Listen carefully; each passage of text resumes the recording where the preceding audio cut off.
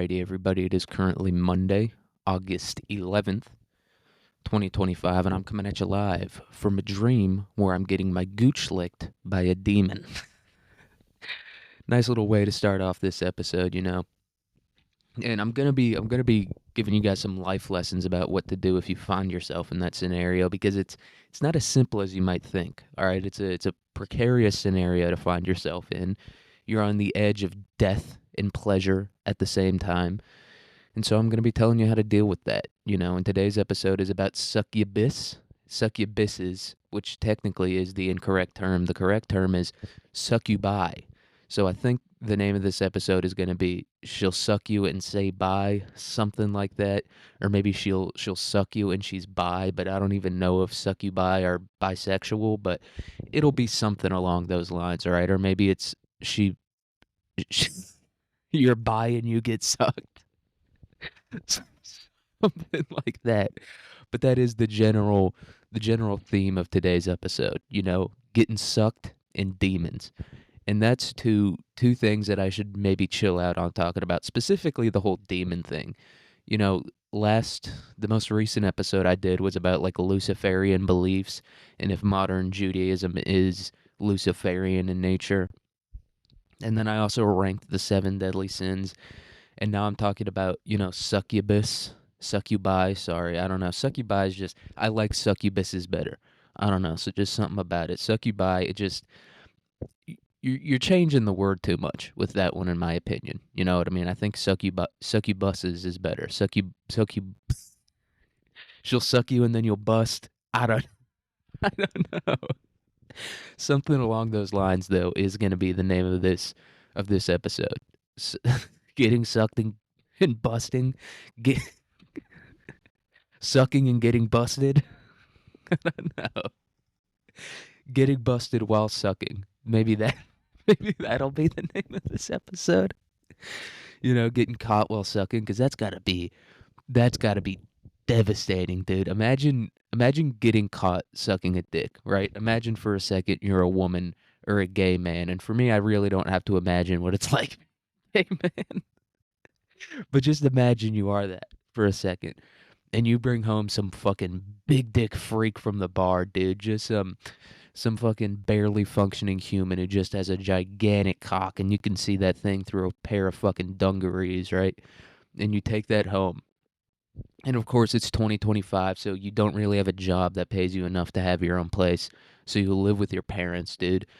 And so you take this large dick freak into your room. You lead this, I mean, almost passed out drunk man into your room who just has a hog, dude. That thing's slapping against the ground when you walk in. Like when you open the door, you're trying to be all quiet, you know what I mean? Like you know the door hinges are very squeaky, so you kind of have to like hold it up a little bit when you push the door open, and all that is for naught because this dude's big old dick just slaps against the ground.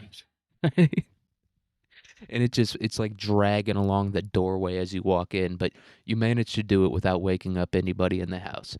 And then you lead this fucking freak, this retard that has a big dick, because if you have a big dick, you're stupid, right? And not like innately, right? It's not like you inherently don't have the same ability to learn as people with small dicks, but you're just dumb if you have a big dick, right? It's kind of like if you're hot, you're dumb. I don't care what anyone says, all hot people are dumb. There's not smart hot people out there. If there are, they're severely autistic, right? And that's just because you do not have to be smart or really have a personality as a whole if you are physically attractive. That's the thing that I don't think people realize. Like when I say hot people aren't funny, I don't mean that like I just don't perceive them as being funny because they're hot. They're just not funny, right? They can't be. You don't develop a personality by being hot your entire life, right? You don't develop a personality by everyone innately liking you because of your physical features, right? People just like you right away if you're hot, whether you're a dude or you're a woman or whether you're dealing with a gay person or a straight person. I think I've said this before, but they just like you more if you're hot. Just some like part of your animal brain goes, that person's hot. Okay, let's go. That rules, I guess. I guess the lizard part of your brain is like, fuck yeah, that rules. This person's automatically cool, right? So just like through that like illicit. I don't know if illicit or explicit is, I guess illicit's the right word to use in this scenario because no one really acknowledges that fact. No one really acknowledges the fact that like hot people are just everyone treats them better, they're more well liked, all that shit.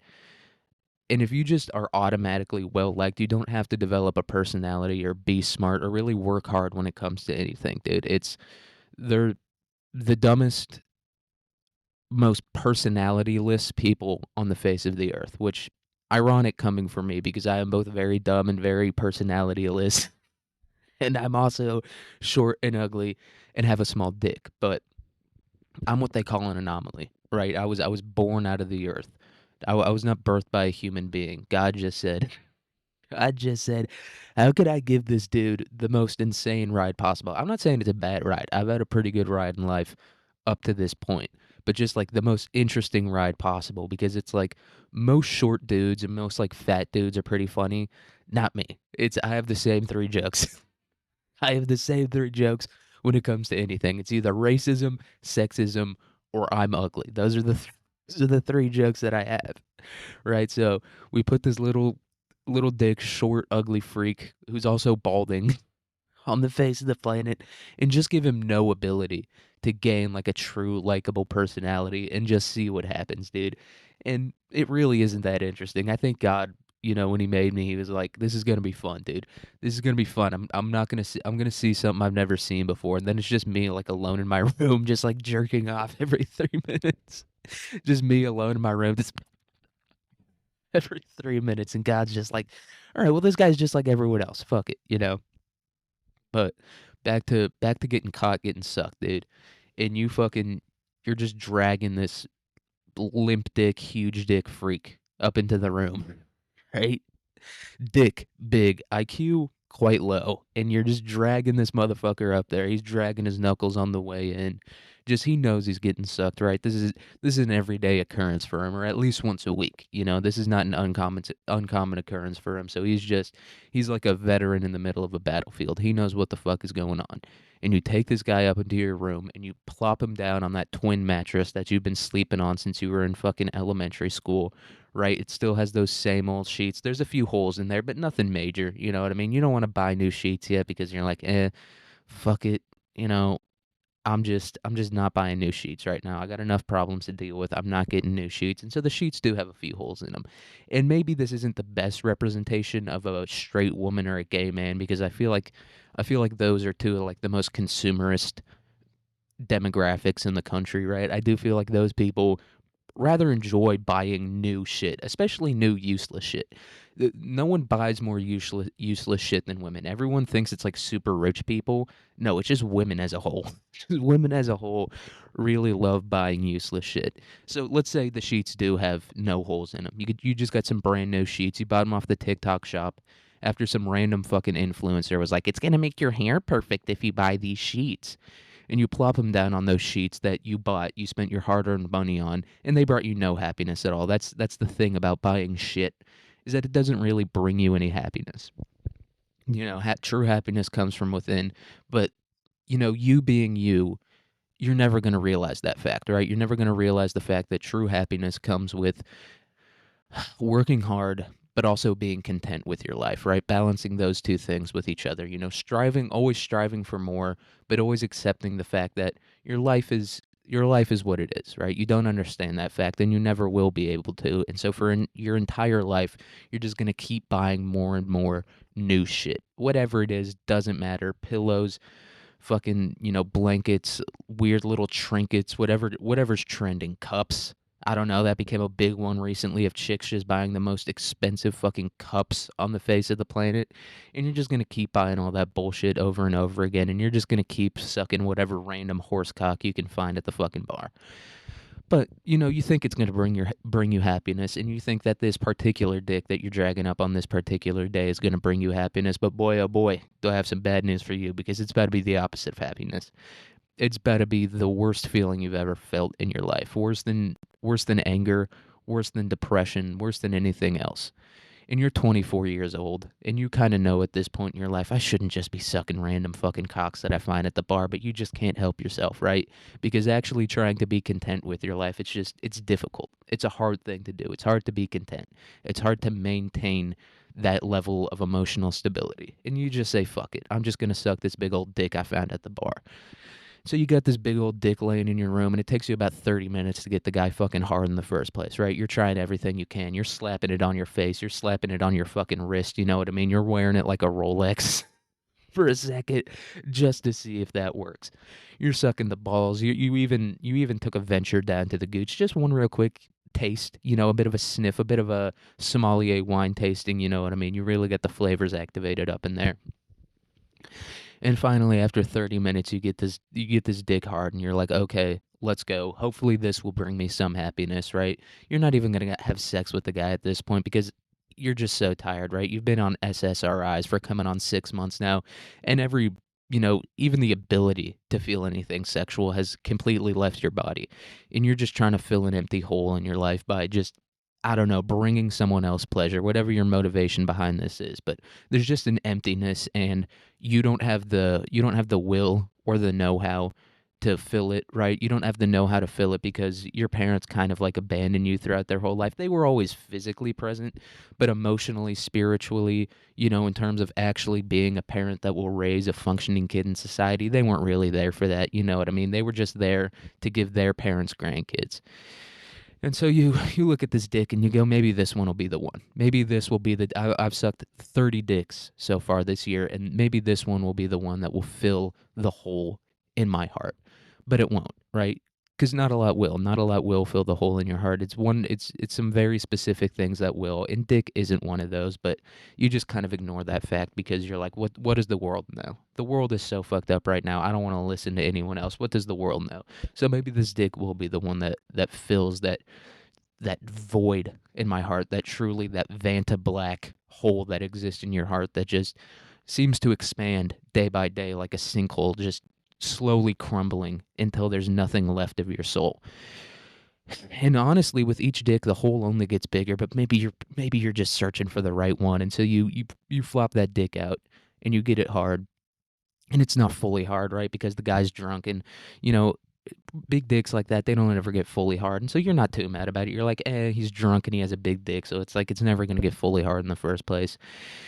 And so now you're going from tip to base. You know what I mean? You're not getting the balls too involved because it's like, that's just a mouthful. That's too much to deal with. I don't feel like having anything in my mouth right now. You know what I mean? I've had too many shots of tequila already. I'm already feeling queasy. I'm already feeling a little sick. You know what I mean? I did the wrong order. I drink liquor before beer or beer after liquor. I think I just said the exact same thing. I think. But you guys know what I mean. You drank in the wrong order. You had a nice fizzy beer when you should have been drinking liquor. And so you're already queasy. And so you're like, I'm not going to be sucking the balls. I'm not going to be sucking the dick as of right now. Maybe me going from tip to base is going to, maybe somehow that'll like fix my equilibrium. And I won't feel like I'm in a fucking tilt-a-whirl right now. Right? And so you're going tip to base. And eventually you're like, all right, it's time. All right, it's been long enough. This fucking guy, he's already blackout drunk in my room. I might as well try to finish this job right here, right now. It's the first job that you've ever looked at and you're like, I need to finish this, right? It's the first task you've ever looked at in your entire life and you went, this will fulfill me and I need to finish it. You're incorrect. You're wrong. There are many other tasks in your life that need to be fulfilled, but you're just not willing to put in the work to make them fulfilled and then therefore make yourself fulfilled. Maybe it's self-destructive or maybe you just genuinely don't know. I don't know. I'm not your therapist. I'm not here to tell you that. But you start sucking on it, right? You put the tip in your mouth and it's a long dick, right? It's a big dick, certainly, but it's not very thick. You've definitely had thicker in your life, and you've definitely had thicker in your mouth, you know? And it's kind of hitting the edge of your teeth that you haven't brushed in 2 days because you're just like, because you haven't brushed your teeth in 2 days, quite frankly, because scrolling TikTok is more interesting than brushing your teeth. You know what I mean? When you brush your teeth, there's not someone talking about Palestine or Israel or Ukraine and Russia. And so you haven't brushed your teeth in a while, right? There's no one trying to sell you another useless pile of garbage that they claim will fulfill you in your life. And so, yeah, your teeth haven't been brushed in a while, and your mouth is pretty stinky, but you didn't even kiss the guy. You gave him one little peck on the cheek and said, "Come back to my place," and he drunkenly, followed you there. And look, some people might say he's very drunk and this is sexual assault, but you've had a few drinks too, so it kind of equals it out, right? It's the whole super bad thing. You're drunk, he's drunk, it kind of all equals out. And you finally get this guy back into your room, and you're finally like, "All right, it's time to put it in my mouth." I've been queasy for a while. My teeth haven't been brushed in a minute, but he's not gonna fucking notice, right? This guy, he's kind of similar to you. He doesn't really value anything in his life. You don't know too much about him, but you know that much, right? You know that any person you meet in that shitty fucking bar that you hang out with is gonna be a person that doesn't really value anything in their life, right? It's kind of how you got there in the first place. You didn't value anything in your life, so you just kind of blindly stumbled in there one day. And after blindly stumbling in there one day, you decided, for whatever reason, that you're just gonna suck whatever cock, you fancy that day. And this just so happens to be the cock that you're gonna suck. And so you have it in your mouth and you're thinking, it could be thicker, and this wouldn't really be that fun to enjoy. It's long and it's skinny. That's not the type of dick you enjoy. You enjoy a nice 5.5 inches with a nice, girth to it. You know what I mean? Almost like a Bud Light can. That's what you're a big fan of, and this isn't that.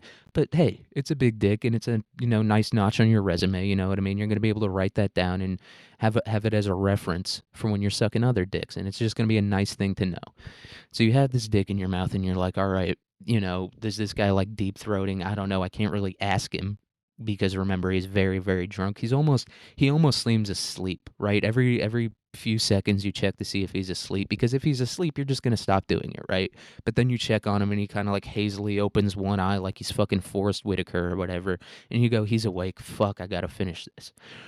Right? For some reason this is the thing you decide to finish when there's many other things in your life that could have been finished and could have helped you, but you've just ignored them all because you know that finishing those things will mean that this part of your life where you suck random dicks is over, and you don't want it to be over. You want to rot in bed all day and then go to a bar and suck a random dick. That's just the life you've chosen to live, whether it's good or bad. It's your choice. And so you start sucking on this thing and you're like, all right, he's got a big dick. Maybe he's been deep throated before, and you try your goddamn damnedest, but you're not built for that, right? Even when you try to scrub your tongue when you brush your teeth, you gag a little bit. Every time you take a pill, you gag a little bit. Even when the bite of food you took is a little too big, you have a little bit of a gag reflex. And so there's no hope in deep throating this guy's dick, and there's really no hope in anything in your life at all. And so you just try to do what you've done throughout your entire life and make it good enough. You don't try to strive for greatness. You don't try to strive for anything that will make you feel fulfilled. You just try to make it good enough. And that's been your thought process, and it's got you this far. And quite frankly, it wouldn't have got you this far if your parents weren't, the type of ultimately apathetic people that they are. But you kind of ignore that for a second and you go, all right, let's just get this job done and over with. And so you start sucking it as hard as you can, but remember, you're drunk, so your motor control is a little bit fucked up. You can't quite get the airtight suction that you're used to getting, and you go, let's just make it as sloppy as we can, I guess. And so you just start spitting on this. Start spitting on it. Start drooling on it like a retard at a candy store, right? That's what you're trying to do. Just produce as much, lubricant saliva as possible. And so you're just drooling on this thing like a fucking kid eating paste in a kindergarten classroom, right? That's the type of activity you're getting up to. You try to remember all those times at the dentist office when your mouth was just full of saliva, and you try to like think of that sensation and recreate it to get as much as you can as possible. And so you, at this point, you figured out how to do it. Hey, that's one thing in your life that you've managed to figure out how to do, how to produce as much saliva as possible to suck a dick that you're never going to see again in your life. Hey, it's something. A lot of people, they don't even have that much. And so you really get it going. You really get those spit glands going. And you get enough on there to start using both hands, and you're sucking the tip at the same time, and you say, hey, this is kind of like the porn that I watch sometimes, and you've never really finished to that porn because, once again, you've been on Zoloft for the past 6 months, and really every part of your brain that feels any type of carnal desire other than food has been completely destroyed. You don't enjoy exercise. You don't even enjoy sex. You don't enjoy, masturbating or whatever. You don't enjoy any of that. All you really enjoy is shoving pasta carbonara down your throat. And even that you're too lazy to do, so you ultimately end up just eating ramen noodles. But that's besides the point, right? You really haven't eaten so far that day because you knew I didn't want to spend that much money at the bar. And if I have an empty stomach at the bar, then it's going to be cheaper for me to get drunk. And you did get drunk, and you got drunk enough to convince yourself that sucking this particular dick is going to be the thing that makes you happy in life.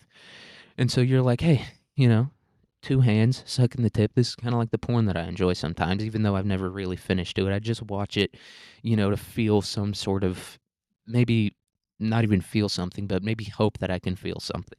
But you don't. You really never end up feeling anything. The chemical lobotomy that you put yourself through has run its course, and there's probably no recovery at this point. And so you've just kind of accepted it. And you're sucking this dick, and you're maybe being a little loud, but you don't think you're being that loud. But once again, it's kind of hard to tell because this is the one thing you focus on in your life. You don't really focus on your retail job that you have. You don't really focus on your relationship with your parents or your friends or your siblings or anything like that. But you do focus on sucking a dick. And so you can't really tell how loud or quiet you're being, but you try to be conscientious, but you're not conscientious enough, right? The chemical concussion that you've given yourself with months and months of SSRI abuse has really run its course. And that combined with the alcohol, which you shouldn't be even drinking in the first place, has made you completely oblivious to the world around you.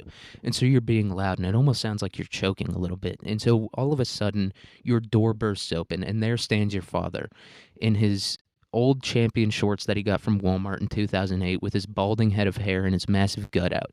And for a second, he seemed scared. He genuinely seemed scared because it sounded like you were choking in there. And maybe he seemed scared, but you can also almost see a little bit of relief in his eyes because in the deep part of his soul, the deep part of your brain that we all have, he was maybe hoping that you were choking to death on your own vomit finally. He was hoping that maybe he would stop having to buy ramen noodles and fucking, new sheets for you and stuff like that, but it's worse than that. That didn't happen. His dream, his ultimate dream of you and his wife that is also as fat as him and also just as generally unappealing as him have both died in the same night. He's really hoping that that's what's happening here, but it's not. It's his nightmare come true. Meek Mill bar. America, isn't that a Meek Mill bar? I have no idea, and you have no idea either, because you really stopped listening to music a while ago, because music, like everything else in your life, has become pretty meaningless. You listen to the songs that you used to enjoy when you were a teenager, and it doesn't bring you anything. It doesn't even bring you a sad nostalgia. It brings you nothing. And so there he stands in his old ripped up navy blue champion shorts looking at you sucking a dick, and he doesn't scream or shout or anything. You don't really even see anger in his eyes or sadness or shame. You just see the same quiet desperation that has existed there since him and your mom kind of stopped having sex. You just see that in his eyes. You just see that quiet, desperation that says, I just want to do a bunch of cocaine and fuck a hooker. That's what you see in your father's eyes as he stands there watching you suck this long but kind of skinny dick. Quite frankly, not the most impressive thing you've ever seen in your entire life. But once again, it's long and that's something. And he stands there in the doorway and you see his silhouette. And then you go to look back at the dick, and the guy, he doesn't even care. Once again, he's as empty as you are inside. And your father is as empty as you are as well. And because of that, he doesn't say anything. He just quietly closes the door. You know, Once again, the hinges squeak a little bit as he closes it, but he's not trying to close it slow or fast. He just closes it how he normally closes a door, and he doesn't even say anything to you. He doesn't even look away, and you frankly find that creepy, but you're like, my father never did anything to me. My uncle did though, and that was concerning and it was weird, and I just don't want to talk about it, right? And so he closes the door, and even the staring seems non-sexual. Nothing about him has any emotion or feeling to it. And he just closes that door, and he walks away, and he goes upstairs, and the guy goes, and you go, shut up, right? And you get back to work, right? The one type of work that you've always excelled at in your life. sexually pleasing men, which quite frankly, you and I both know this. It's the easiest type of work in the world. It's not difficult in any way, shape, or form, but you take pride in it. It's the one and only thing that you can take pride in your life. And so you do take pride in it, because if you didn't, you would have blown your brains out long ago. You would have finally, had the courage to pick up that gun that your father leaves unlocked in the house, probably because he wants to kill himself too. But once again, he doesn't have the courage to do it and blow your brains out. But you don't. You haven't yet, because you take pride in sucking dick. And hey, once again, at least that's something. And so you go back to it, and you finally suck this guy's dick, and he nuts in your mouth, and you swallow it. You don't spit it out. You used to do that when you were younger, but you've just become so soulless. And cleaning it up, which you probably weren't going to do even if you did spit it out, but cleaning it up wouldn't be worth it. And so you finally finish, and you go, didn't fill that hole. The hole is still as empty as it was when I dragged this guy, in his fucking Fabletics shorts out of that bar. My soul and my heart are still as empty and as quiet and as just ennui as they always were. And so you're done with that. And you're not even thinking about your dad at this point. That's a distant memory in your drug-addled mind. In your drug-addled brain, it's gone. It's disappeared into nothingness. And you take the guy and you lead him out of his room, or out of your room, and you lead him out of the house, and you say, "All right, see you later." Even though you're not going to see him later, you're never going to see him again, because he's not going to go back to that bar, because he actually feels shame, something you are always incapable of feeling. Real, true shame. You might feel bad about something that you did. You might feel bad that you hurt a person, but you're truly incapable of feeling real, deep shame. The type of stuff that makes your skin turn cold. You're incapable of feeling that. But fortunately for you, this guy is, and so you're never going to see him at the bar again, and you're never going to have to text him ever again. You didn't even ask for his number in the first place, but maybe he asked for yours. Who knows? You were very drunk, and you were very, high on your Zoloft, and he goes, "How am I going to get home?" And you go, "The same way you got here. You're just going to stumble around until you reach it."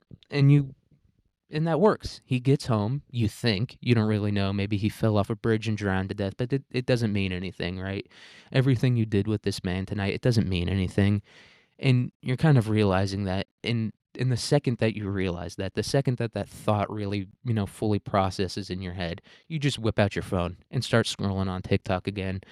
And you stumble through your house, kind of because you're drunk and kind of because you're not looking up from your phone, and you find your room, and you lay down on the bed, and you feel the bed, and it's a little bit sweaty, and it's a little bit hot, and the sheets are all wrinkled, and the place where he was holding on to the pillow when he finally came in your mouth, it's all crumpled up and stuff, but you don't care. You just go on your side, and you scroll until your mind turns into the type of blankness that your heart has, and you just scroll until that happens. And then you wake up the next day, and you go down into the kitchen, and the lights seem a little bright, and the noises seem a little loud. That Roomba that you've had, it kind of seems like something's up with it today. Is it broken? Why is it so loud? But you know that it's because you're hungover. And you go and you pour yourself a bowl of cereal that is quite frankly just sugar, and you don't even pour milk in it. You're just eating dry cereal out of a bowl, and you're sitting crisscross applesauce on your couch, phone not even in your hand. Your phone is on your lap, and you have the cereal bowl in one hand, and you're kind of eating it like popcorn with the other, and you're just watching some podcast clip from Caller Daddy or whatever on TikTok while you eat your bowl of dry Captain Crunch. And your father comes down, and you look at him, and he looks at you, and there's just emptiness in both of your eyes. There's nothing there. There really hasn't been anything there since you graduated from college with your gender studies degree that you ultimately didn't end up doing anything with. And you can't do anything with it, so how much are you to blame for this, right? And he goes into the kitchen, and he starts preparing himself his breakfast. Hey, that's one thing you can say about this man, is he always prepares himself a nice breakfast. And you see him grab a knife out of the kitchen block, and you see him grab the sausage out of the fridge, and you see him grab some eggs and some spinach, for him to make his usual breakfast. A spinach omelet that he somehow convinces himself is going to make him lose weight, despite the fact that he cooks it in butter, doesn't remove the yolks, and also eats a side of pork sausage with it. But you say, hey, at least he's trying something. And you see him, he starts to cut up the spinach, and he pauses for a second. He pauses for a second, and he looks at you, and he looks at your fat mom who's waddling into the kitchen as well, and she's scratching her ass, and then you see her sniff it in a little bit, and you judge her for a second, and then you remember, hey, I do the exact same goddamn thing as her. Hey, runs in the family. Am I right? And as your mom waddles to the kitchen, and as you're sitting on the couch loudly listening to a clip from a podcast about a girl who also sucks dick just like you look at your father and you look at him and you know this is the last time I'm going to see him alive, because as you look at him, he takes the knife that he was cutting the spinach with and he jabs himself right in the goddamn throat. Finally, your father has found his resolve and he decides to kill himself, and you don't feel bad, and your mother doesn't feel bad. She doesn't even run to the phone. She doesn't even pick up her pace at all. She goes, "Are you going to call the cops?" And you go, "Ugh, ugh, do I have to call the cops?" And she goes, "You want me to walk all the way back to the room and get my goddamn phone?" And you go, "Okay, okay." And you get out your phone and you call 911 and you say, "My father just killed himself." And the lady on the other end of the line, she's a fat black woman, and she's not as empty as you are. You know, despite the fact that she's lived an infinitely harder life than you, she's not empty. You know, she's full of spirit and soul. And she goes, "Ma'am, I'm going to need you to stay calm. All right, ma'am, stay calm." And you're in your head just kind of like, "Yeah, I'm very calm. My father's life meant nothing to me." Right? And the ambulance gets there and it picks him up. And your mom, she's at this point, she's faking tears. You can tell these are crocodile tears. And she's really not even frowning, right? Because she's fat and she's had Botox, so her face doesn't really move at all, but just tears are kind of falling out of her eyes. And the paramedic goes, "We'll do what we can. You know, it seems like he's lost a lot of blood. His heart has stopped moving, but we can't declare him dead yet until he gets to the hospital." And you just kind of look at your mom for a second, and then you look back down at your phone and you go, "This is going to cost someone some money. It's not going to be me because I don't have any money, but it's going to cost someone some money, right? This ambulance ride over here and that trip to the hospital where they declare your clearly dead father dead, it's going to cost someone some money." And you don't even go to the hospital where he's at. You go, "I already know he's dead." You just call your grandparents and you go, "He's dead." And you know, they're boomers, so they don't really care. You know, they're down in Florida. They're in the Florida fucking Keys at a Ernest Hemingway look-alike competition, and they go, "Okay, I don't think we're going to be able to make it up for the funeral." And you go, "I didn't even tell you when the funeral was." And they go, "Yeah, but we're just not going to be able to make it up." And that's just another day in your sad life. And you're not a succubus. You never will be. You don't have the type of animal magnetism that they have. You don't have the type of drive and you know, will that they have. You don't have the same desires that they have, because at least demons have some desire. At least they have some goal that they're moving towards, but you don't. You don't have any of that. And you go back and you pull up your phone and you look up on Spotify podcasts to listen to, and independent learning comes up and you go, "Oh, independent learning. Maybe I'll learn something," because quite frankly, when you were in college, you didn't learn anything. And you load up the podcast and you hear what sounds like the voice of a 12-year-old boy crackling over your headphones. And what he's talking about is pure nonsense, and his voice is almost unbearable to listen to, and the stories he tells and the tangents he goes on are ultimately meaningless, but so is your life. Your life is ultimately meaningless. So you just let this moron talk, and you just listen to it because it's something to fill the void. Temporarily, this will never truly fill the void, but at least it's some sort of temporary fix.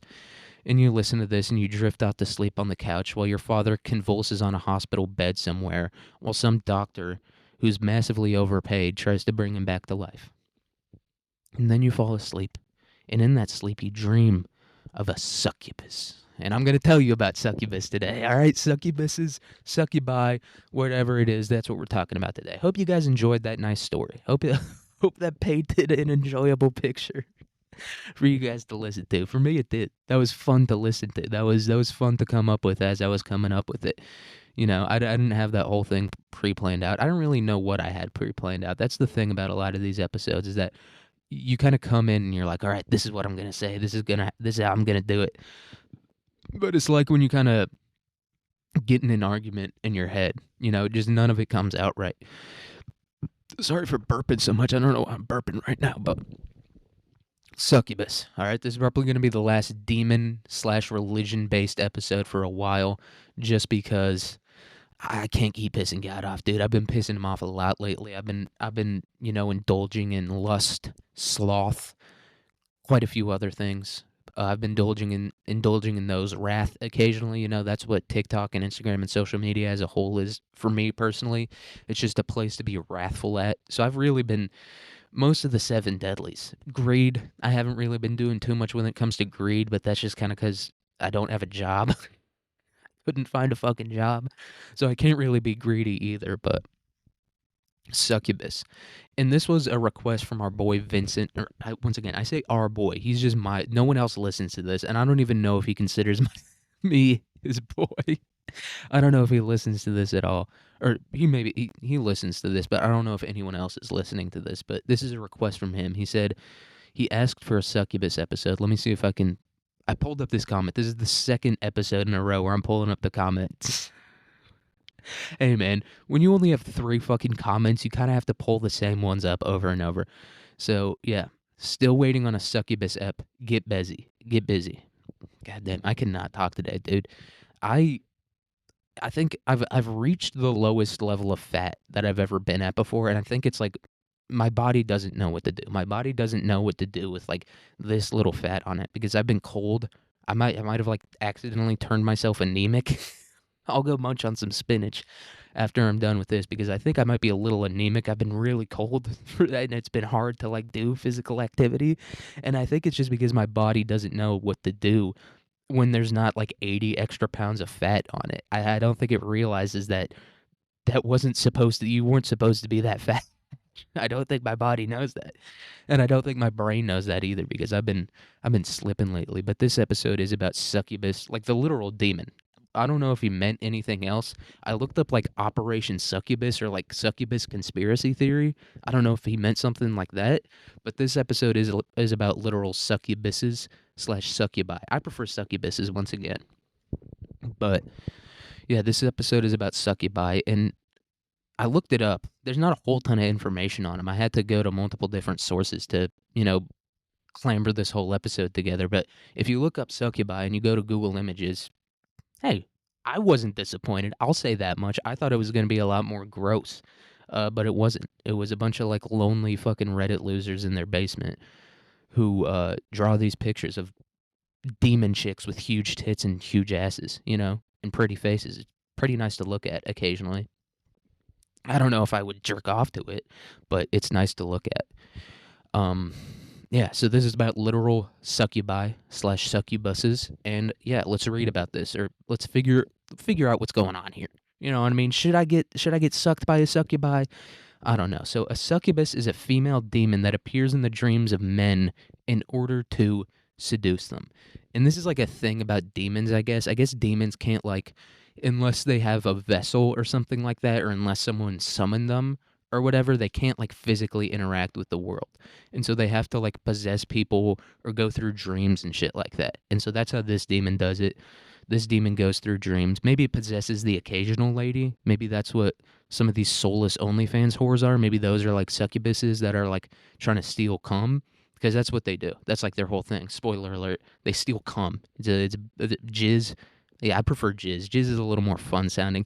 I'll drop a semen every now and then just to keep things professional, but I'm a jizz guy. I like saying jizz. It's the most fun one to say, and it's also the genre of music that they play in the cantina. That that's called jizz. George Lucas is a freak bowl. Absolute freak, dude. Remember in that one scene where Jabba the Hutt had that chick chained up and she was like dancing and stuff? That's just George Lucas being a freak. That's his version of like when Quentin Tarantino puts himself in a movie to like lick chicks' feet and stuff. That's George Lucas's equivalent of that. But he should make a succubus movie. If he's just such a horny freak, make a succubus movie. But all right. So they show up in dudes' dreams and they try to seduce him. They try to say, "Give me your jizz. I want your jizz. I want your stinky fucking Sour Patch jizz. I want your jizz that tastes like battery acid." So that's what these guys do. And after multiple interactions with the succubus, a bond will form, and then it's time to bang, dude. I guess, and this is the thing about succubuses, and this is where you have to give them a little bit of credit. They're not just like classic whores. They're not just gonna bang you and then just be like, "All right, I'm out of here," or whatever whores do. I don't know. I've never interacted with a whore before. Kind of wish I had. Kind of wish I had interacted with a whore before, but I never have, so I don't know what's up with them. But they actually like form a bond, I guess, allegedly. before they get to banging. And so they'll visit you multiple times. And so I guess this is a thing to look out for uh when you're dreaming. If the same like weird demon chick keeps showing up over and over and over again, that's a succubus, dude. And she's trying to bang you, which kind of seems like, hey, she's just banging me. Hey, I'm not too mad about that. My wife hasn't sucked my dick in a while. I'll let this demon chick bang me. Is a little more nefarious than that, though, right? Because that's kind of like the whole point of demons is that they're very nefarious in nature. And so part of the reason succubi seduce men is because they need semen to survive. Like I said, they need that jizz, dude. They need a big old pile of it. They need a big old milk glass full of it, dude. They need one of like those 50 glass milk jugs full of jizz. And I guess they need it to survive. They use it for other reasons as well that I'll talk about in a little bit. But I guess it's like their lifeblood, dude. It's like their version of carbs. They need it. They need it for like their brain to function. Do they have brains? Do demons have brains? No, they're just spirits, right? So I don't know why they need the jizz so bad, dude. I always thought that demons like survived off negative energy and stuff like that. And I guess, you know, having sex with a demon, there's something very negative about that, but at least like there's that carnal bit of pleasure in there, right? And so that kind of confused me, but I guess they need it to survive, dude. You know, like I said, it's like glucose in our bodies. You need glucose in order to survive. Or in your body, like I think your body turns carbs into glucose or glucose into carbs. Something like that, dude. It's something along those lines. And so you need it to survive. And so jizz is kind of like their version of glucose, dude. It's jizzcose. All right. They need it in order to live. And so if the sexual relationship continues, though, see, uh, if you're at this point, you're kind of at the point of no return. But if you can kind of kick it, if you can kind of kick that bitch to the curb when you've already been fucking for a little bit, okay, you'll survive. It's not going to be a happy life for you. You're probably going to have a few, questions to answer when you get to the pearly gates, but you'll survive, right? But if you keep on doing it, dude, if you're a greedy ass bull like that and you keep on banging this demon, eventually a cambion will be made. Cambion. Cambion, something like that. And a cambion is a human demon hybrid made specifically by sexual intercourse. So this is like Rosemary's Baby type stuff. You remember Rosemary's Baby, the movie made by that guy who was a pedophile, and that everyone was like, yeah, he's a pedophile, but his movies are good. And I don't know why we can't keep that energy nowadays, dude. Like everyone gets mad at Adrian Brody and a lot of these other actors for signing this petition to allow Roman Polanski back into Hollywood. But it's like Rosemary's Baby was pretty fucking good. I don't know what other movies he's made, but he made Rosemary's Baby and it was pretty good. He also made The Pianist, which I've heard is all right, but it's about the Holocaust, so it's like I don't know. There's like a million of those things, right? It's like a slave movie. It's like, all right, dude, I get it. We get it. Oh, 6 million of them died. Sure, dude. But but I don't know why we can't have that energy. I don't understand having like that energy for Roman Polanski because even Rosemary's Baby isn't that good. But like Harvey Weinstein, dude, I would sign that fucking petition in a second, dude. You're telling me we can have Harvey Weinstein back? Say what you want about the guy. The movies were pretty fucking good, right? Same with Michael Jackson, which I might do an episode about the Michael Jackson conspiracy because I've been getting pretty into it and I've been listening to a lot of his music. But it's like I would have 100% when he was still alive. If I was like an adult when he was alive, I would have signed that petition, dude. I would have been like, get fucking Michael Jackson back in here, dude. The king of pop. Have you listened to fucking Man in the Mirror? Have you listened to Blue Gangster? God, I don't care who he touched. He can fucking touch my kids, all right? Just get him back in here. But they did it for Roman Polanski, the guy who made Rosemary's Baby and The Pianist. I've seen Rosemary's Baby before. It's fine. It's a decent movie. I enjoyed watching it. But like The Pianist, I don't know. I don't enjoy like those Oscar type movies. So I'm not maybe the one to really speak on it, but he's not the one I would have got back in, is all I'm saying. I would have preferred like a Weinstein or like I said, a Michael Jackson or something like that. Or even Dan Schneider, dude. iCarly is pretty I'll get like an iCarly clip on my TikTok page and I'll be like, damn, that show was pretty fucking funny for a kid's show. So it's like I don't know. I would let I would sign that petition. I'd say, hey, maybe cut his dick and balls off first and maybe, you know, get him a muzzle like he's a German Shepherd that hasn't been well trained. But like, get it back in there, dude. The kids need another iCarly. The kids are rotting their brain right now with I don't even know what kids watch, but it can't be good, dude. If the kids are acting this way, what they're watching can't be good. So let's get Danny Schneider back in there. Like I said, cut his dick and balls off, put a muzzle on him, give him like some oven mitts or something so he can't get too handsy, and let's get iCarly rolling again. Let's get Victorious rolling again. Victorious, is that what it was? Whatever that fucking show was called. Let's get it rolling again. Is all I'm saying. But Cambions. What was I talking about when I was talking about Cambions? I don't know. But so but in order to make a Cambion, this is a process, dude. Like I said, these demons, they have a bit of drive in them. That they're willing to put in that work. So in order to make a Cambion, the succubus steals a man's semen, or AKA jizz, and gives it to an incubus, who's like a male sex demon, who then corrupts it and strengthens it before giving it to a female human. So I don't know what this guy does. I don't know if he's making a potion or if he's like just pulling out some tarot cards and that's making the jizz stronger and also like evil.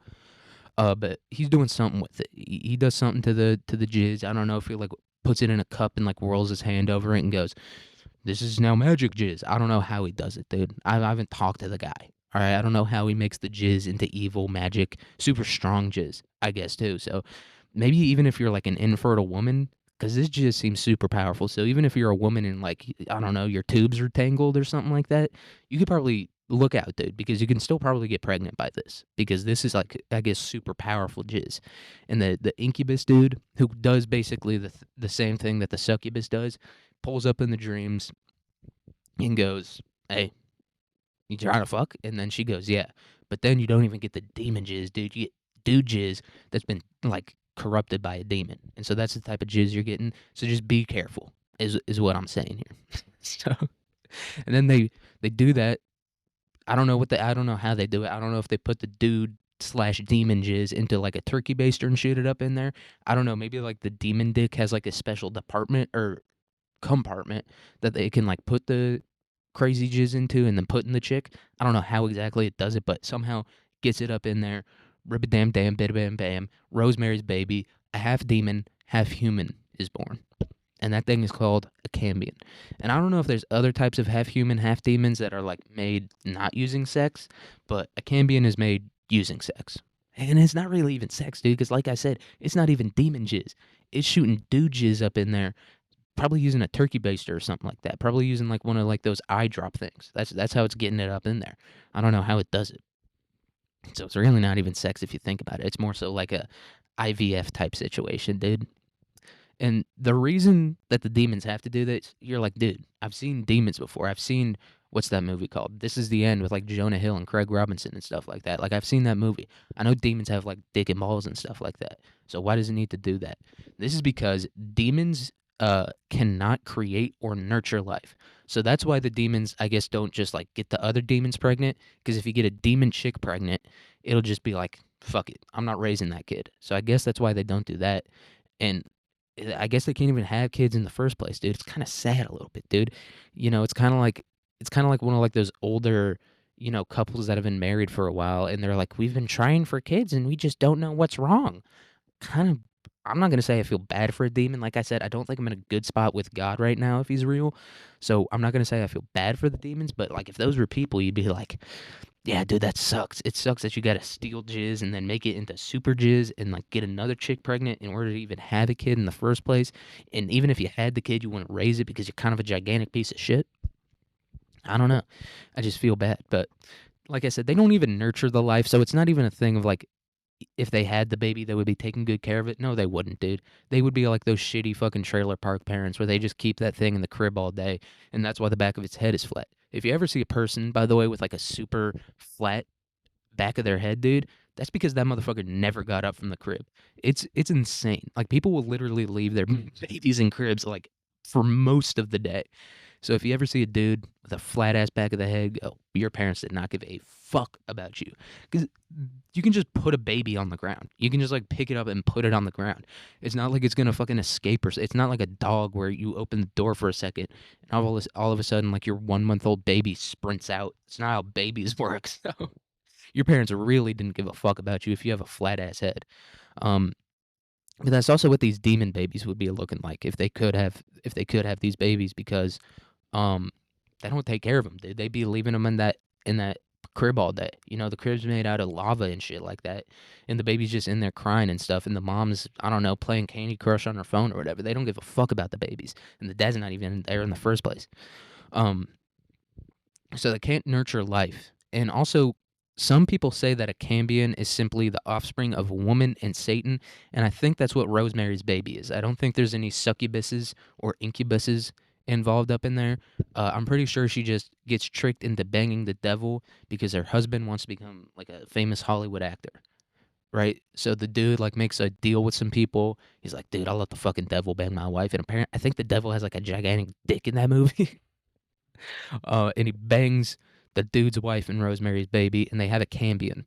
So one way you can do it, I guess, is steal jizz, make super powerful jizz, put the jizz in another lady, or Satan can bang a chick, and boom, now we have the Antichrist. So I guess just be careful.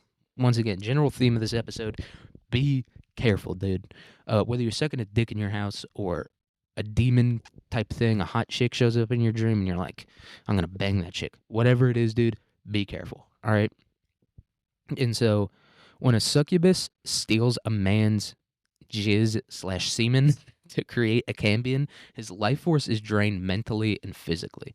So, I mean, you want to talk about a soul snatcher, dude? We've all seen those titles on, X videos and Pornhub and stuff like, or X Hamster or Bear Porn or UJizz or Cam Hub.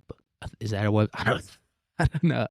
I was just naming all the sites that end up, but we've all seen those videos, the titles that are like light skinned demon snatches a man's soul. You've never seen a soul snatch like this before because the dude literally dies afterwards. From my understanding of it, usually takes a while for the dude to die, but he does eventually die. He does, mentally, I guess he goes insane, and physically his body deteriorates because I guess the head must have been fired, dude. I don't know. I don't know. Maybe these demons are gripping. I don't know exactly how it works. Maybe they're like giving you your deepest, darkest desires. Maybe something weird like that. I don't know exactly how they're doing it, but they're snatching souls, dude. It's literally draining the life force out of you. So be careful. Is the nut worth it? Just remember that. And then modern representations depict succubi as non-demonic, but often magical seductresses.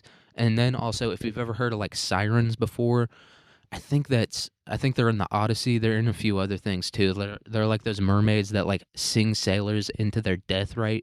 Like they have a song that's so beautiful it makes the sailors like go into rocks and stuff like that.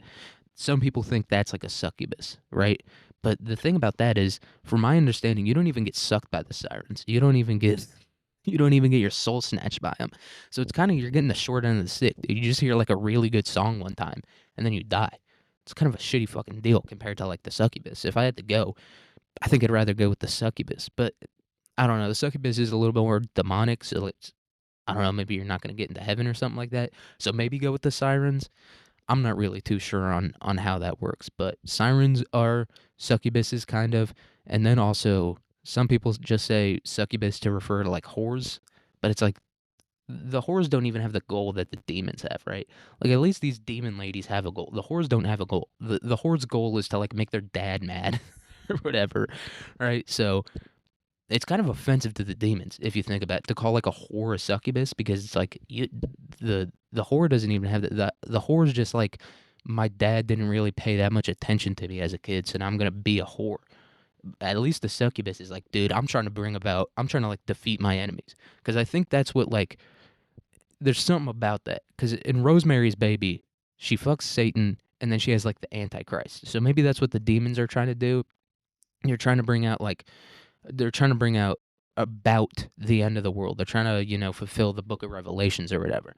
And whores aren't even doing that. Whores are just being whores because, I don't know, their dad did a lot of business trips or whatever. I don't know why whores are whores, but they are. And they don't really have any goals like a demon does.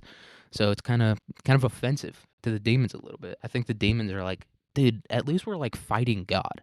Like when a demon has like a demon baby or has a cambion, right? It's like it's doing that for the purpose of like trying to corrupt man and like try to fight God or whatever, you know?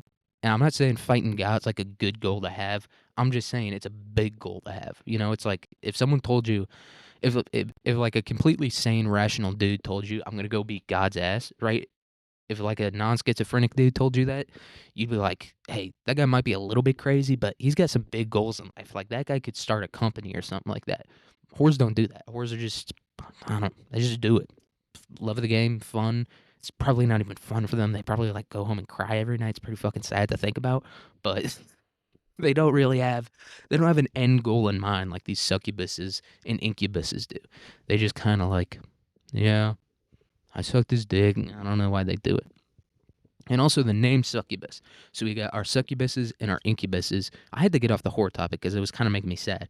But succubuses, that means like to come under. And then incubus means to come on top. Not like come as in like jizz, like as in ejaculate or whatever, but like that's how they get you, right? And we'll talk about this a little bit later. So I guess the incubus comes up from like underneath the bed or something like that, and then the succubus comes from on top of the bed, or maybe it refers to like the sexual position that they do it in, right? Because like you're sleeping, obviously, and so you can't. It's not like you can be like pumping up in there. It's not like you can switch to doggy style or whatever, because obviously you're asleep. So I think it's like if a succubus comes from on top, right? That means she's like riding you, and that's because you're asleep, and then you can't I'm retarded. Like I said, my brain isn't functioning very well. So it's like you're sleeping, right? So it's not like you can do other positions or like even thrust in the first place, right? So the succubus kind of has to ride your dick because you're unconscious and asleep. And then the incubus has to like, kind of get up underneath you to like get access to the pussy because once again you're asleep. I think maybe that's what it refers to. I don't really know, dude. I think they just had to like give them different names, and so they were like succubus, incubus, let's go. And succubus is a very good one in their defense, and I think succubus is even better. I don't like succubi. Anyway, so we're gonna be talking a little bit more about the myths, just to get an idea of what's going on here. To defeat your enemy, you have to know them.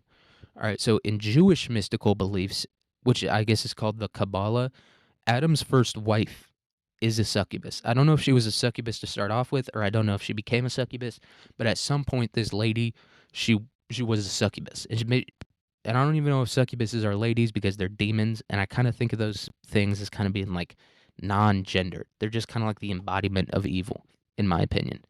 I- But I don't really know how it works either, so my opinion kind of means nothing. But Adam's first wife, dude. Hey, my first wife was a succubus too. Let me tell you what. Hey, she sucked every dollar right out of my bank account. I tell you that much. Hey, she sucked that. She sucked my kids away from me. She sucked them away from me, and I haven't seen them in 6 months. And I think it's because she's been telling them lies, even though she's the one that cheated. um. So his first wife was a succubus, I guess. Adam, dude, and you. Let's think about this dude a little bit, right? So his first wife was a succubus, and then his second wife was a human. His first wife didn't make him leave the Garden of Eden. His first wife didn't like be like, I'm gonna eat this apple and I'm gonna make you eat it too. And she was a literal demon, right? But his second wife, she was the one allegedly that made him eat the apple and all that stuff. So it's like, are chicks worse than demons? I'm not a misogynist. I kind of am, but but like I think chicks are worse than demons because the first one was a little demon, but she didn't like fuck him over or anything. She was just like a demon doing a demon thing, I guess. And then his second wife came around. She was like, "No, you have to eat the apple with me. Are you saying I'm fat? Are you saying I shouldn't be eating this apple right now? Is that why you won't eat the apple with me?" God, what a bitch. I can say Eve is a bitch, right? I think I can. I don't. There's like nothing. They're not saints or anything. I think I can call her a bitch, and I think that's pretty chill.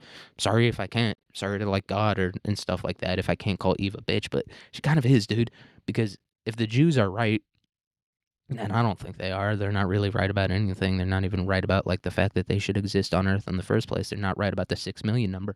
But if they are right, if they are right, dude, it's kind of seeming like it might be preferable to get married to a demon than a chick, dude. Because you got to remember, this was his wife. This succubus demon chick was his literal wife, and she didn't make him eat the apple or anything, dude. It was the human chick that came around and made him eat that apple. It's a raw deal for him. But the story goes that she left Adam and refused to return to the Garden of Eden. So I guess she was just like, "Hey, I'm out of here, dude." And this kind of lends to her being like a human woman in the first place, where she was just like, "Your house isn't big enough. You don't change your sheets enough. Okay, okay. You don't have enough candles in here, so I'm gonna leave you." And this kind of lends to her being a human woman at first that then became a succubus as opposed to being a succubus the whole time. But at one point she did become a succubus. And I don't think you can just become a demon. So I think maybe she was always a demon. But she left the garden and Adam was just like, yeah, dude, I guess. Which means she must have not been sucking him, dude. Because if this lady was sucking him, she would have he would have followed her out there. He would have been like, no, please don't leave. Why is you? It's gonna be. There's that clip of that dude who sent like a voice message to a chick who was like breaking up with him or whatever. And he's like, "Why is you doing this to me, bro?" You know, if Adam's first wife, the demon chick, was like sucking him nice and good, I think he would have done that and he would have followed her out of the Garden of Eden. So he wasn't even getting any pussy in the first place, dude. And that's probably why God sent down, Eve. He was probably like, yo, lady, the whole reason I put you here is to give this dude a little bit of puss. Just a little bit of puss, just a little bit of fun time, dude. The guy's lonely. He's been jerking off into leaves for the past, however long Adam lived there. I'm going to send him a chick down to, have a little fun with him. So, yeah, I don't think she was sucking Adam. Disappointing for Adam, dude. And then his second wife, he's like finally getting some poontang, finally making some sweet, good, pure love to her. And then she makes him eat the fucking apple. God damn, Adam had a rough go of it, you're not God. You can't tell who's in hell and who's in heaven, but it's like, I don't know. Adam just kind of seems like a dumb dude. Like, I don't know if he's like a malicious individual. I think he's just generally dumb. He just has like some evil women in his life. But so she leaves the Garden of Eden and she's like, I'm not coming back. I'm never going to come back to you. And so once out of the garden, Lilith is her name. She banged the archangel Samael. Not Samuel, Samael. Samael. Banged that guy. And Adam must have been fuming at this point. He was like, dude, I literally gave you everything. We're literally in the most perfect place on earth, and you leave and you bang a fucking angel, dude. I don't even know if angels have dicks, and you're fucking banging this guy. All you had to do, there was like one rule in here. We could have banged all the time, could have been having a great old time. I'm the first dude on earth. You can't even compare my dick to another dick. So why are you leaving me in the first place? All right. And second of all, the place you left is the most perfect place on earth. One rule: don't eat the goddamn apple. So he just must have been fuming, dude. He must have been so goddamn angry watching this fucking angel bang this chick. I would have been so mad. But even then, he didn't eat the apple. He didn't eat the apple until another chick came around and told him to eat the fucking apple. God damn, Adam, you moron. You dumbass fucking. I think I can call him a dumbass too, dude. I think I can call the dude who, like, invented humans being evil a dumbass. I don't think that's, like, a sin or anything, dude. Because he literally invented, like, all the worst shit. I think I can call him a fucking idiot. But this guy's an idiot. And his first wife left him to bang a fucking angel named Samael. So Samael, meaning venom of God, is an angel in Talmudic beliefs, and his chief function is to seduce and destroy. So this guy's like a heat-seeking missile, dude. This guy's his cock, is like a heat-seeking missile. Goes out, I'm gonna seduce this lady, and then I'm gonna destroy her pussy. I don't know if it means destroy as in like beat the pussy up. I think it means like to destroy evil, because some relate him to Satan or other fallen angels, but his functions are also believed to be good as he seduces and destroys sinners. And that's what Lilith was, dude. Lilith left Adam in that garden all alone, dude. And Adam didn't even have like the comfort of being like, there's other fish in the sea. There's no other fish, dude. This is a dead ocean. This is the Dead Sea. This is like the Great Salt Lake in Utah. There's no other fish in the sea. So, I mean, yeah, I can understand why God was like, told our boy Samael to go down there and be like, seduce this chick and then destroy her. Because she did Adam dirty, bro. She didn't do him as dirty as Eve. I think Eve did him way dirtier by making him eat the apple and like creating like evil and stuff like that.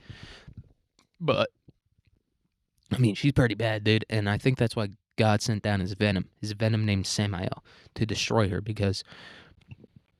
Sorry, I keep burping.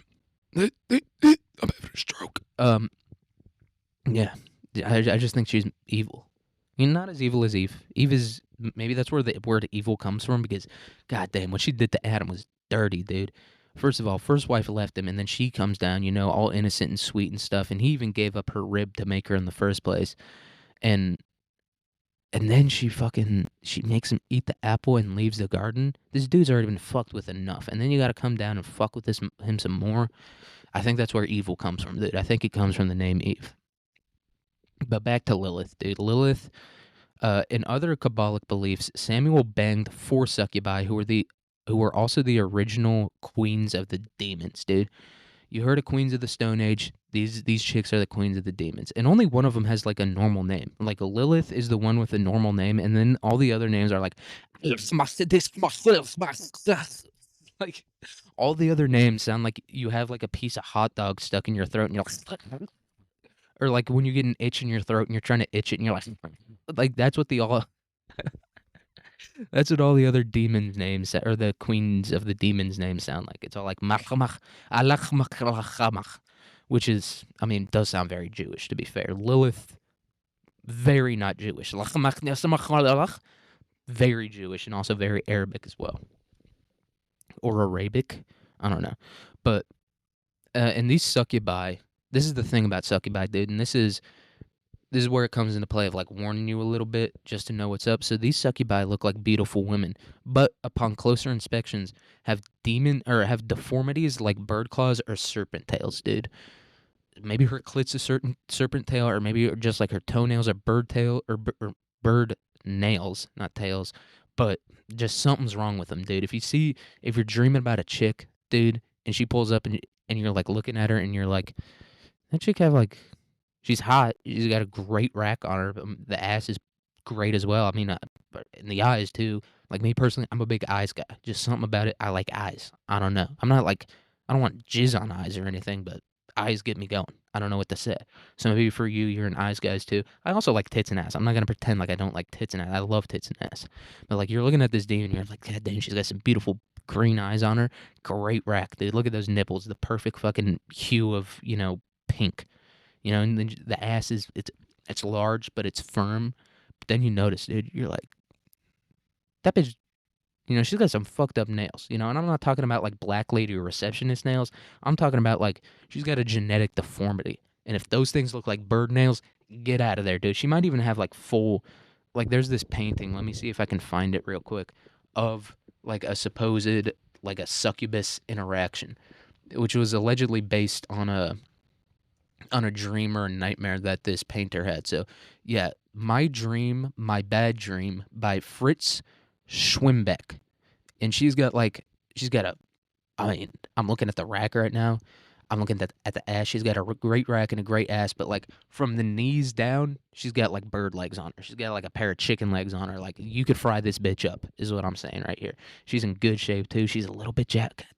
I don't That wouldn't be a bad dream for me, even with the chicken legs, dude. And message to all the succubuses, though, I have been like practicing. I have low key been practicing. I know what to do if you pull up on me, and you'll know what to do soon by the end of this episode.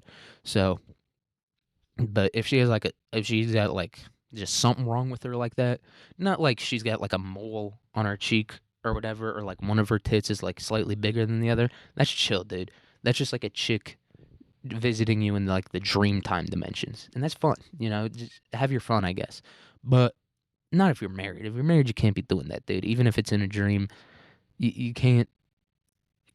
I don't know. I don't have like will in my dreams. That my dreams just kind of happen to me. So if that happens, but if you're like a lucid dreamer like that, don't bang that chick, dude, because then your dreams become reality, right?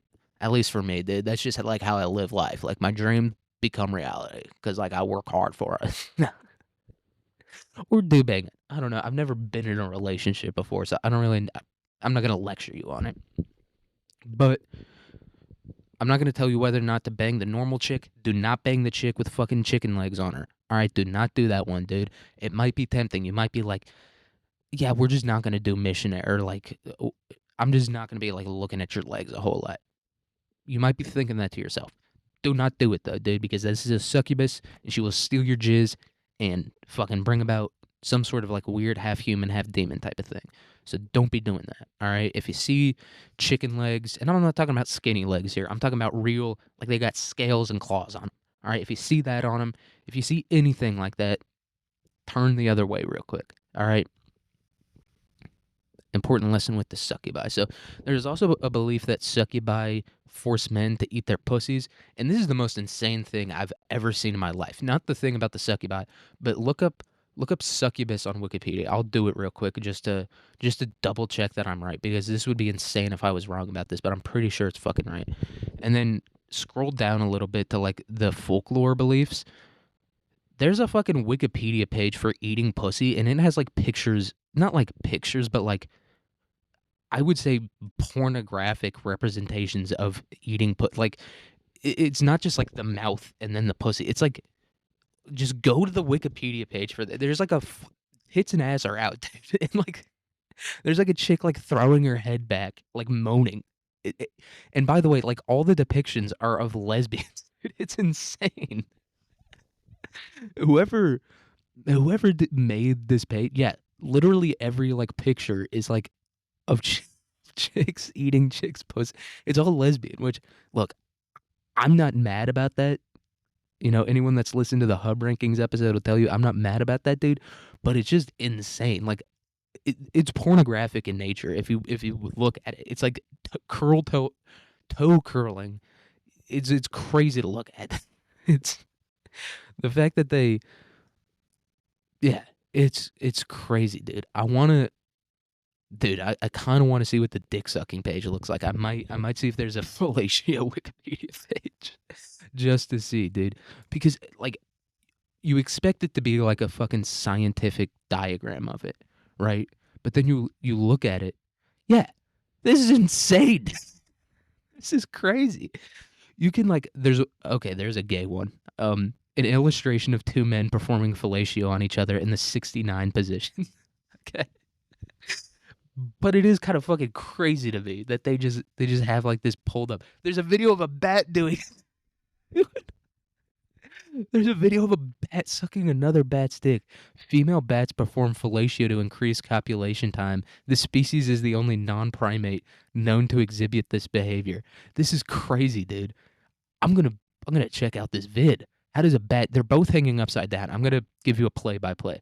They're both hanging upside down. I don't know who's on the back and who's on the front, but so they're both hanging upside down. What the dude like licks his own dick at first, or was that the? Okay, I think I know what's going on here. So the dude bat is behind the chick bat, and he has like his dick hanging over her a little bit, and then she like does like a sit up type of thing, and then sucks his dick for a second. That's crazy, dude. Wikipedia. I don't know if he.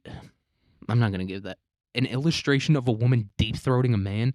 Jesus Christ, dude. What the fuck? That's crazy. This is it's insane. Like you do not you go to Wikipedia and you're thinking you're gonna be looking at like some scientific type of stuff. No, this is full on. This is they're not hiding it at all. They got a video of a bat sucking another bat's dick, dude. I didn't even know that was possible. I didn't even know bats really had dicks like that. That's crazy.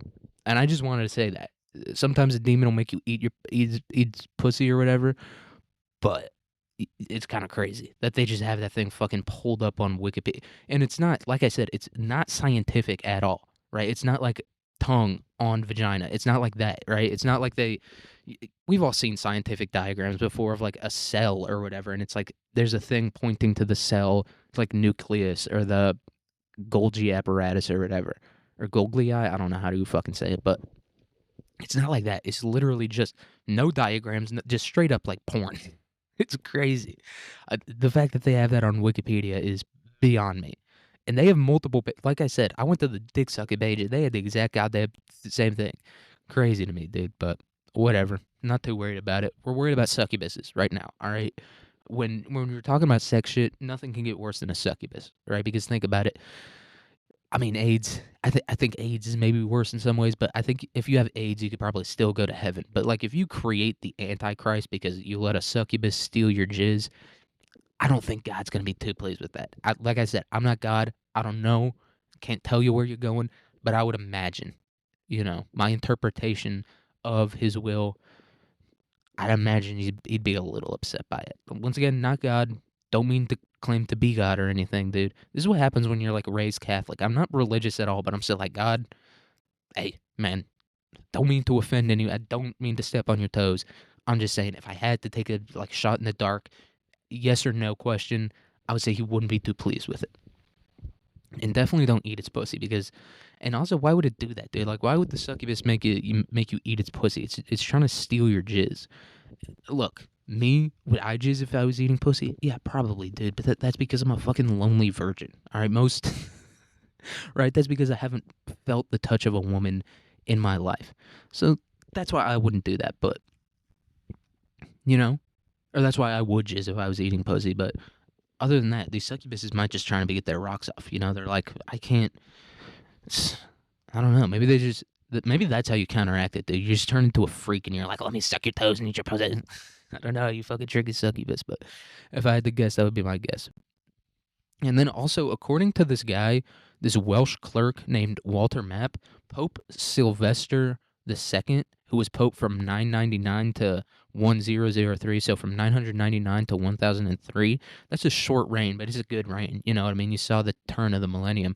He had a succubus girlfriend, wife, I guess, named Mary Diana. Mary Diana.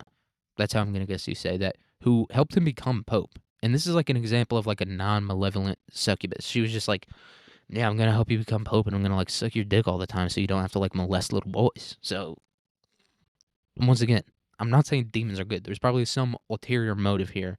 And she probably wasn't doing good stuff. But they do say this is an example of it. I don't know if I personally believe that because she's literally a demon. But they say and just before his death, Sylvester confessed this sin and died repentant. He's like, she sucked at my fucking dick all the time, and then I became Pope. And it's like, you're just flexing on us, dude. We're all priests. None of us can get our dick sucked or anything. And none of us are ever going to, like, even hope to be Pope one day.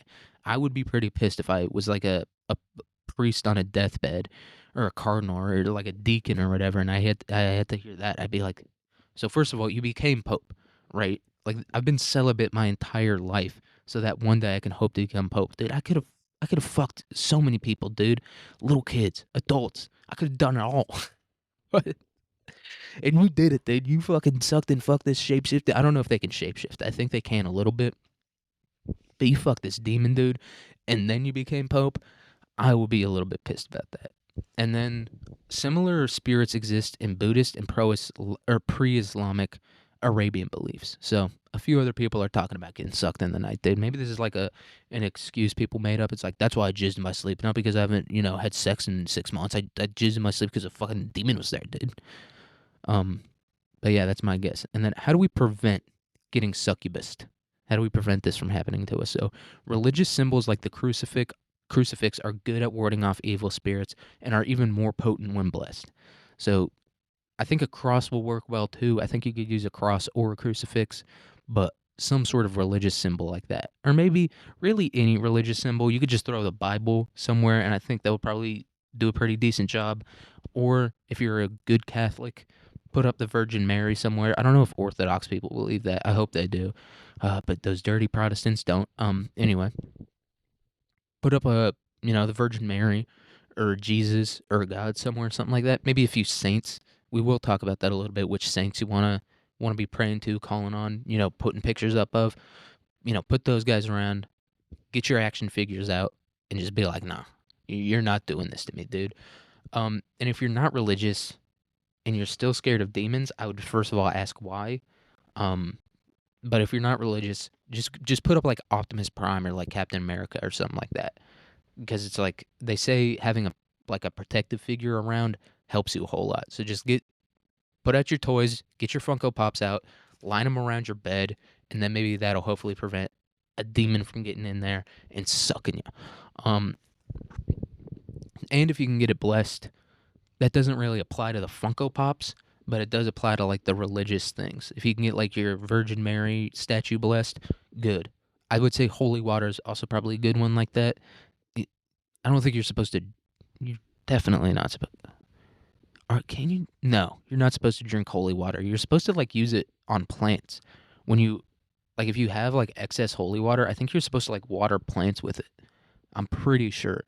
So Or maybe you're just like supposed to use it until it's all up. I don't really know, but keep the holy water around. Don't drink it because I don't think you're supposed to do that, but just keep it around you.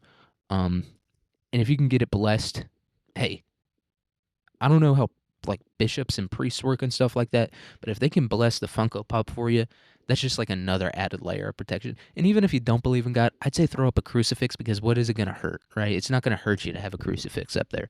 So I'd say do that just in case if you're scared of getting succubus.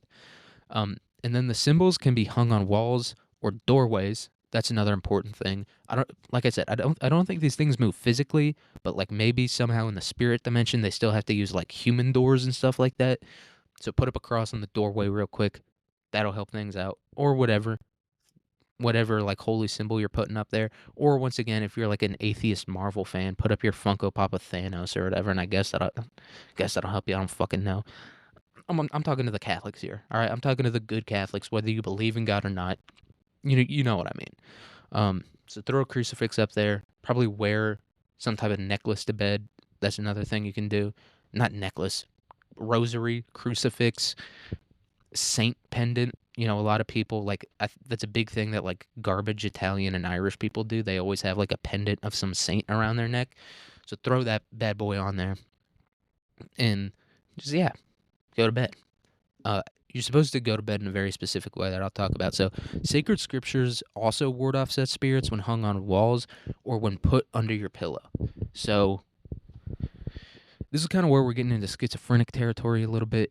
They do make like those decorative signs that have like scriptures on them and stuff like that. But like if you're pasting like Bible verses to your walls and stuff, like just ripping the page out of the Bible and like getting a little bit of paint on a brush or a little bit of paste on a brush and like just getting it on there, we're kind of getting into schizophrenic territory a little bit. If you just got it under your pillow, or like I would probably put it in your pillowcase just so it doesn't like fall out like off your bed or whatever. Um, but this is a little bit of schizophrenic territory, you know what I mean? This isn't just like devout Catholic Mexican mom putting up a cross on the doorway or whatever to make sure her little mijo doesn't get sucked by a demon. This is like we're getting into schizophrenic territory a little bit, but if you want to be extra sure, yeah, you can put up a few Bible verses. I would say get a decorative sign or something like that so you don't seem fully schizophrenic. But look, man, if you're really that scared, take the measures you need to take. All right. And so, yeah, get those ones out there. You can Google this. You can just look up like what scriptures are good for warding off demons.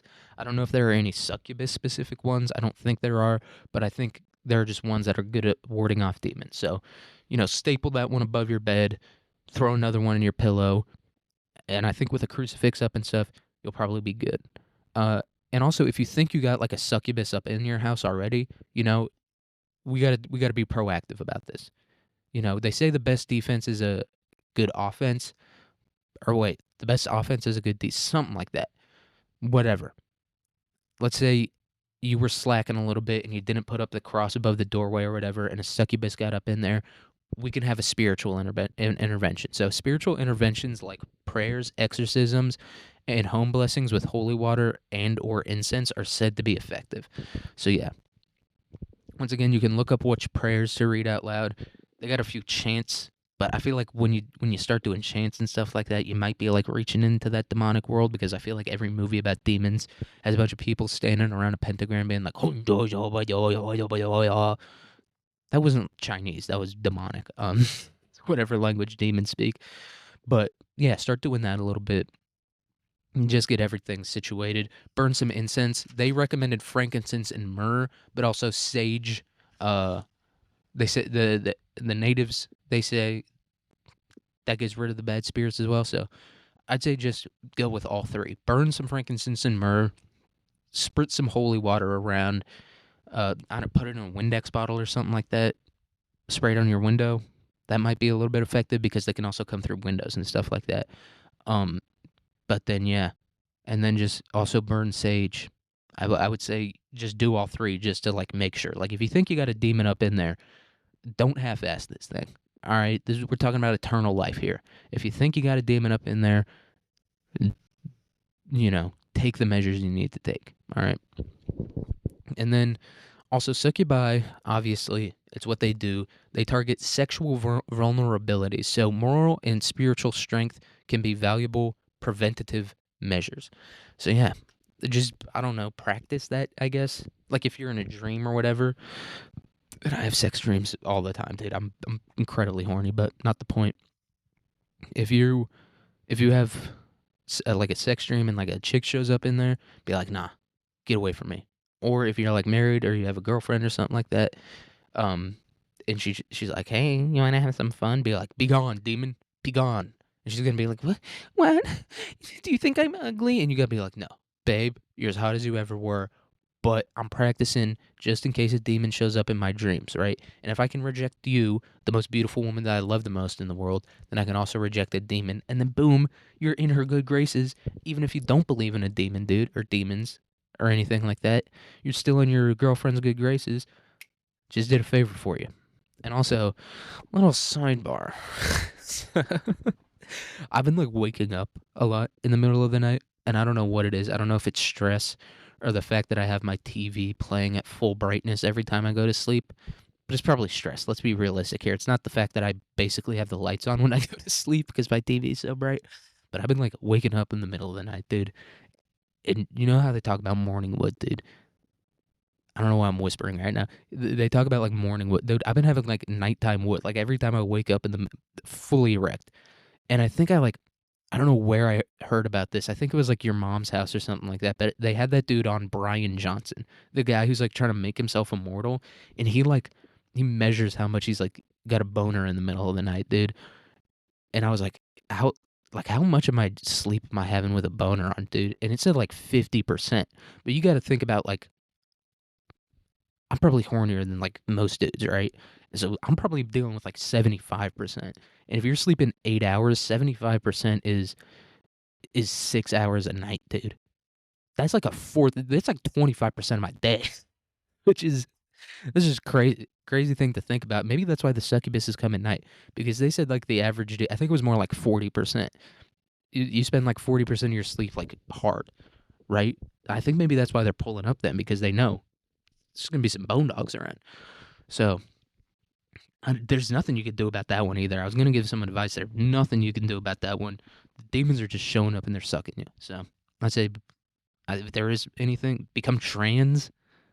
That would be my that would be my really the only like fully preventative measure. Become trans. Other than that, like full trans, not like these halfway trans. I'm talking about full trans here. Dick and balls off. Hey, you don't want to do it, but you don't want to like get like impregnated demon either. So you might have to go full trans. And if you're a chick, I don't know if when you become trans as a chick, if they take your uterus out, but I don't know, get that taken care of because that's how the demons get up in there. All right, and there's nothing you can do if that thing's coming in the middle of the night, and you're like someone who dreams like me, and you don't really make conscious decisions with when you're dreaming. Um, you're not gonna be able to do anything to stop that demon. All right, even if you do get all the holy water and stuff up, I think they can still like pull up on you every now and then. So yeah, you're gonna have to become trans. I'm sorry. I hate to be the one to tell you. You're gonna have to be trans, dude. And not in like a way that like, oh, we're all trans deep down. No, not that way, dude. You gotta be trans so you can be a good Catholic. All right. If you want to be a good Catholic, you have to become trans. If you want to be a God fearing man, become trans. And then, so sleeping on your back is believed to invite spirits. I think maybe that just applies to dudes. If you're a chick, I don't think you're safe at all. Because, like, you got to think with, like, a dude, if you're sleeping on your stomach, then they can't get access, right? But if you're a chick, they can kind of get access no matter what. So, yeah. Sucks to be you guys, I guess. I guess you guys are getting got by the demon way easier. Not my fault. Bring that up with somebody else. Or, like I said, become trans. So if you're a dude, I'm a side sleeper. And I usually sleep like kind of up against the wall a little bit, like the front side of my body up against the wall.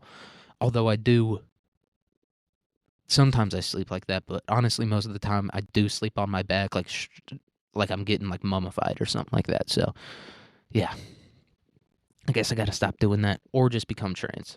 I think all of these options, they're options.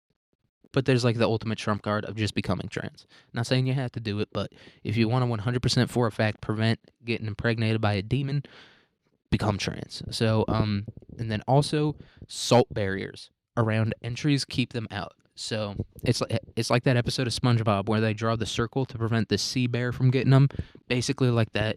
But you get the Morton salt, the big can, right? The one where you can like pop the thing off and you can like pour it, the refill one. Get one of those bad boys, put it around the door and your window. And I guess you really only have to do this where you're sleeping. And I don't know if you're supposed to put it on the window sill or on the ground. I think either way works. You just, because I think it's like it probably goes like all the way up to like the sky or whatever. So the demon's not hopping over it, basically, is what I'm saying. So I think you can put it on the ground. And then I'd probably also like, I don't know if the salt barriers just prevent them from like going through entryways or whatever, but I'd say just to be safe, put one about around your bed real quick, just as like a last line of protection against the demons. And make sure that thing is tight, dude, because I think demons can like shapeshift and stuff. So if you don't have like a perfect contiguous, what's the difference between those two words? Zero idea. But if you don't have like a perfect contiguous salt barrier, I think it could probably squeeze through that. So it's another thing you got to take care of. And then if you are confronted by a succubus, right? Let's say you don't believe me. I don't believe me. But if you are confronted by a succubus while dreaming, you should invoke a protective figure to banish it, dude. It can just be really any protective figure as a whole. It can be like your dad or your mom or something like that. But you can also go religious with it, right? And here are some good ones to call on. So Michael the Archangel, Raphael the Archangel, God, Jesus, the Holy Spirit, the Trinity as a whole. I'd say hit those guys up. That would probably be my first move before I call up any angels. But hey, you do you. The Virgin Mary, she's a pretty good one. And Saint Benedict are good figures to invoke. And I think Saint Benedict, he's probably like the patron saint of like exorcists or something like that. So he's a good guy to call up if things get a little bit wicked when you're dreaming. Yeah. So Benedict of Nursia, often known as Saint Benedict, was a Christian monk in the Catholic Church, the Eastern Orthodox Church, the Lutheran Church, the Anglican community, and the old Catholic churches. God, this guy got around. But what's he the patron saint of? Okay. All right. So this is the Saint Benedict. So Saint Benedict medal. Like I said, Irish and Italians, they love like these saint medals. Tradition holds that it protects from curses, evil, and vice, protects against diseases, and protects good health. Goddamn, I'm barely functioning. So, yeah, this guy, I'd say hit up Saint Benedict. That guy would probably be last on my list, to be fair, because he is just a saint, right? Like Raphael and Michael, those are both angels. The Virgin Mary, she's a perfect woman, and she's the mother of God. And then God and Jesus and the Holy Spirit. I mean, I think I'd go with that one first, but you do you. I think overall, if you can just kind of resist that temptation and just call on a protective figure, you're going to be good. And these tactics are also good for demons/vampires in general. Like everything I said, I think works on like all demons and vampires, not just succubuses. And even if they show up in your dream, just hit up God. And whatever you do, don't instigate or engage. Just call on God and stay calm. Just because that's how they get you. That's how the demons get you, they say. They say, like, they detect your weakness or whatever, and then they, like, take advantage of that. So just stay calm, you know, hold up the cross, be like, may the power of God compel you. Don't be trying to like be a big man or like big dog or whatever. Don't be like, I'm gonna beat your ass. I'm not scared of demons. You should be scared of demons, dude. They're angels. They're incredibly powerful. You should be scared of them. So yeah, just call on God. Just whip out the cross real quick. Hold that thing up, and just call on God. Whether you're in a dream or in real life, just don't mess around, dude. Just whip out the cross real quick and call on God. Okay. So that's some education about them, how they work, how they were created, a little bit with the story of Lilith. But that's all I've got for today's episode. Remember, just stay calm and call on God. All right. Even if you're not religious, if you have like an experience like that, I'd say become religious at least temporarily and just call on God. All right. But yeah, that's all I've got for today's episode. Hope you have a good day, good week, good year, good life. Don't get caught by any demons, dude. And if you do get caught by a demon, don't be trying to big dog that thing. Like I said, dude, don't try to big dog it. You got the number one big dog on your side. All right, you got the biggest. I do feel bad calling God a dog a little, but you know what I mean. I don't mean like dog. I mean like dog. Right? You got the big dog on your side. You got the man on your side. So just hit up that guy and be like, get the don't even say get. Say, God, make this guy get. All right, because you don't want to interact with it like directly, because I think like that's how you get possessed by one, allegedly. Like I said, I don't really know how any of this shit works. I don't even know if I believe it, but if I do get confronted by some shit like that, you better bet your ass I'm calling out God. All right, you better bet your ass I'm like, hey God, call down Mary too. All right, whatever angels we can get here, even if they're like not like an archangel, even if they're just kind of like a regular angel, get that guy down here. All right, because we got a problem on our hands. So, and I get it; it can be tough. You know, she's trying to seduce you and stuff like that. That's like one of the reasons that these demons are so powerful. Are they that powerful compared to other demons? I don't know, but, but I get it. It's tough. She's trying to seduce you. She's like, hey, we can have fun. No, no fun is being had tonight. God, get this lady. All right. All right. I'll see you guys. See you guys soon. Ping.